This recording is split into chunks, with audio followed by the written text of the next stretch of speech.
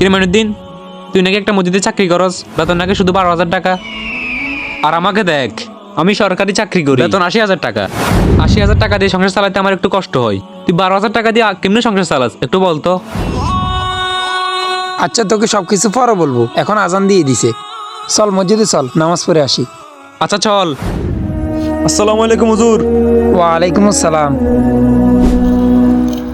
আসসালামু আলাইকুম হুজুর। আচ্ছা বন্ধু, বুঝলাম না, সবাই তোকে চালান দিল, তোর সাথে তো আমিও ছিলাম, আমাকে চালান দিল না কেন? তাহলে বন্ধু শুন, তুই মানুষ থেকে ঘুষ নিয়ে 80,000 টাকা মাসে কামাস, তাতে তোর কোনো সম্মান নেই। আর আমি মসজিদে চাকরি করে মাসে 12,000 টাকা কামাই, দেখ আমার কত সম্মান। আর তুই কি বলছস, 12,000 টাকা চাকরি করে কিভাবে সংসার চালাই? হালাল পথে 10 টাকা রুজি করলে ওই টাকা দিয়ে সংসার চালানো যায়। হ্যাঁ বন্ধু, তুই ঠিক কথা বলছস, আজ থেকে আমিও সৎ পথে চলার চেষ্টা করবো। আল্লাহ আমাদেরকে সৎ পথে চলার তৌফিক দান করুক। সবাই কমেন্টে বলি আমিন।